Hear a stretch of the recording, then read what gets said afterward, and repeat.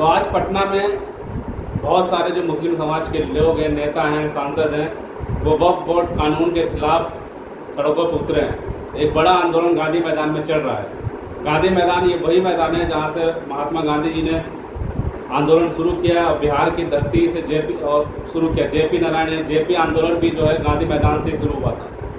जब पूछा गया कि कोर्ट में केस चल रहा है तो फिर आंदोलन की क्या जरूरत है, तो मौलाना मदनी साहब उन्होंने कहा है कि जब सुनने वाला सुनना बंद कर दें तो आंदोलन जरूरी होता है। हरिंदर तमाम हमारे साथ इनसे बातचीत करते हैं। आज का जो आंदोलन चल रहा है पटना गांधी मैदान में, इसके बारे में आप पहले क्या कहेंगे?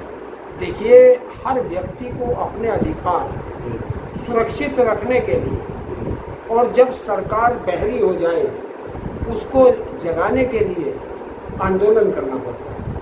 और जब सरकार किसी की गर्दन काटने लगे तो सब इकट्ठे होकर के आवाज़ उठाते हैं। और ये वो आवाज़ है।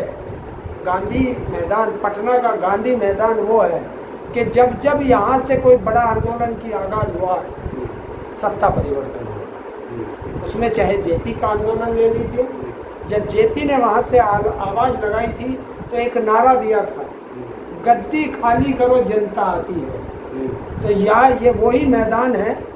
और 2 दिन बाद मैं इसमें जाता, लेकिन रिजर्वेशन नहीं मिल पाया, ट्रेन का दूर है। तो मैं 2 तारीख और 3 तारीख को पटना में रहूँगा, मैं लोगों से मिलूँगा वहाँ। तो 2 और 3 को मैं पटना आ रहा हूँ और अपने इन सब लोगों से मैं वहाँ मिलूँगा, इनकी समस्याएं सुनूँगा और जो मैं इनकी मदद कर सकता हूँ वो करूँ। इस आंदोलन जो आज हो रहा है इसका समर्थन कर रहे हैं आप? देखिए, मैं कोई भी देश के अंदर अगर जनता आंदोलन करती है, सिंगल व्यक्ति आंदोलन करता है, तो उससे पहले देखना पड़ता है वो किस विषय पर कर रहा है। लेकिन जब देश की जनता आंदोलन करती है तो मैं उसके साथ। मुसलमान आंदोलन करना है। मैं देश में, यही तो एक बात है, क्या मुसलमान भारत का नागरिक नहीं है? क्या उसकी अपनी समस्याएं नहीं हैं? जब मैं आंदोलन करता हूं तो देश का मुस्लिम मेरे साथ खड़ा होता है। आज उन पे मुसीबत है तो क्या मेरा फर्ज नहीं बनता कि मैं उनके साथ खड़ा हूं? यही तो देश में फूट डालो राज करो की नीति है कि ये हिंदू है, ये मुस्लिम है, ये सिख है, ये ईसाई है। यही तो बांटना चाहते हैं ये लोग और हम उनको सबको जोड़ना चाहते हैं। सुप्रीम कोर्ट में मामला चल रहा है, फिर भी आंदोलन? देखिए, सुप्रीम कोर्ट में मामला है। जब न्याय देने वाला सुनना बंद कर दे तो जनता को अपनी बात कहने के लिए सड़कों पर आना पड़ता है। और वो सड़कों पर आई है, अपनी बात कह रही, शांतिपूर्वक अपनी बात कहने का अधिकार देश के हर नागरिक को है। ये मैं फिर वहीं आता हूँ कि ये मुझे अधिकार दिया है उसी संविधान ने जिस संविधान पे आरएसएस और बीजेपी चोट करना चाहती है, उसे बदलना चाहती है। तो क्या वे लोग जो खड़े हैं, जिस दिन मैं का मतलब हम लोग खड़े हो गए संविधान प्रेमी, तो क्या वे लोग हमारा साथ नहीं देंगे? वो संविधान प्रेमी नहीं है। अगर वो संविधान प्रेमी नहीं है तो फिर वो संविधान के तहत शांतिपूर्वक आंदोलन कैसे कर रहे हैं? लाखों लोग, लाखों की भीड़ है। देखिए, लाखों की भीड़ नहीं, ये करोड़ों की भीड़ भी होगी। अगर सरकार इसी तरह निकम्मेपन पर रही तो ये करोड़ों में लोगों की भीड़ होगी। और गांधी का वो पटना का गांधी मैदान हो, चाहे मेरठ का जीव खाना मैदान हो, चाहे दिल्ली का रामलीला मैदान हो, कोई मैदान खाली नहीं छूटेगा जिस दिन जनता एक साथ आ जाएगी। बिल्कुल, मदनी साहब ये भी कह रहे हैं कि अगर अभी तो जिले वाइज से प्रदर्शन होगा, अब स्टेट बेस पर होगा, अगर जरूरत पड़ी तो राजधानी में भी घुसेंगे। बिल्कुल आएंगे। राजधानी किसी के बाप की थोड़ा ही है, हर इंसान को राजधानी आने का अधिकार है और वो भी इसी संविधान ने दिया। कहीं से भी भागो, आपको आना संविधान पर ही पड़ेगा। तो ये संविधान देश की जनता के लिए इतना जरूरी है और उसी संविधान से डर कर ये संविधान बदलना चाहते हैं। और देश का हर प्रेमी, संविधान प्रेमी नागरिक, देश प्रेमी नागरिक इस संविधान को ही नहीं बदलने देगा। अधिकार मेरे हों या अधिकार आपके हों, अधिकार चाहे हिंदू के हों, चाहे मुस्लिम के हों, चाहे सिख के हों, चाहे ईसाई के हों, चाहे बौद्ध के हों, सभी की रक्षा करता है यही संविधान। लोग आरोप लगा रहे हैं कि हमारे पुरखों की दी हुई दान की हुई जमीनों पर आके सरकार की नज़र है क्यों? देखिए, अगर तुमसे ये जमीनें नहीं छीनी गई तो अपने उद्योगपति मित्रों को जमीन कहाँ से देंगे? किसान की जमीन छीननी है, उस पर ये कानून लेकर के आए थे। अब वक्फ बोर्ड की जमीन है, क्योंकि देश में किसान के बाद वक्फ बोर्ड के पास ही सबसे ज़्यादा ज़मीन है, तो वक्फ बोर्ड की ज़मीन लेंगे, फिर रेलवे की ज़मीन लेंगे, उसके बाद जो है गुरुद्वारों की ज़मीन लेंगे, और सबसे बाद में मंदिरों की ज़मीन लेंगे। मंदिर क्यों लेंगे? हिंदू राष्ट्र मंदिर जमीन थोड़ी लेंगे। ये ऐसा कोई सगा नहीं जिसको इस आरएसएस बीजेपी ने ठगा नहीं। इन्हें इनका कोई मंदिर मस्जिद से कोई मतलब नहीं है, अपने काम बनता और भाड़ में जाए जनता, ये काम। आप कह रहे हैं सबका नंबर आएगा? नंबर सबका आएगा, एक एक एक करके। तो इसीलिए अकेले अकेले क्यों मरते हो?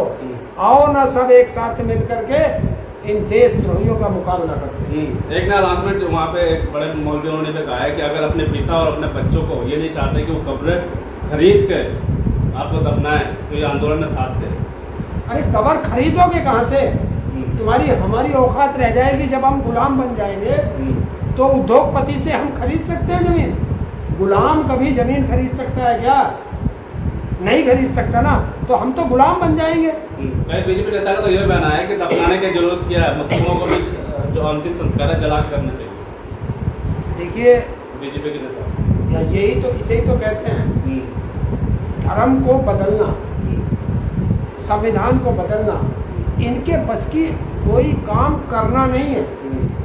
इसका बदल दो, इसका नाम ये कर दो, इसका नाम ये कर दो, इधर से बदल के इधर कर दो, क्योंकि हिंदू मुस्लिम पर इनकी राजनीतिक रोटियां सिकनी बंद हो गई है।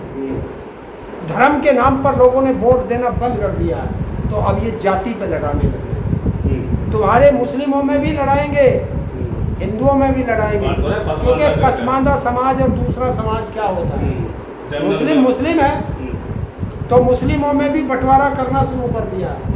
हिंदुओं में तो हो गया, अब मुस्लिमों में नंबर आया है, तो अब तुम लोगों को आपस में लड़ा के, और तुम्हारी जो वक्फ बोर्ड की ज़मीन है इनकी निगाह उस पर है।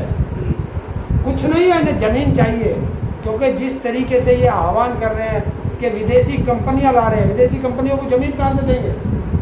तो वो ज़मीन छीन रहे हैं और विदेशी कंपनियों को देंगे। ये है सारा, ज़मीनों पर इनकी निगाह है।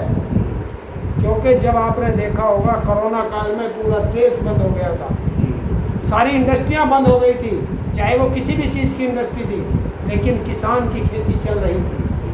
तो ये समझ गए कि खेती सबसे बड़ा उद्योग है, और अभी इन्होंने एक अमेरिका से कॉन्टेक्ट किया है, सिग्नेचर कर दिया खेती पे, और जो अब ये दूसरा करने जा रहे हैं कि जो आपकी एमएसपी आज ये दे रहे हैं थोड़ी सी, अब उससे भी कम पर फसल बिकेगी जिस दिन अमेरिका का वो माल बाजार में आ जाएगा हिंदुस्तान। तो ये है जब किसान लुट जाएगा। अभी आप देख रहे हो किसान को पूरे उत्तर भारत के अंदर, उत्तर प्रदेश में खास तौर से, लेकिन पूरे भारत के अंदर डाई और यूरिया नकली मिल रहा है। वो नकली इसलिए मिल रहा है कि किसान फसल में महंगा खाद पेस्टिसाइड लगाएगा और वो जो है धरती को अनुपजाऊ बनाएगा। अनुपजाऊ बनाएगा, किसान की फसल नहीं होगी, किसान कर्जे में डूबता चला जाएगा, और उसके बाद उसकी ज़मीन बिकेगी और ये खरीद लेंगे।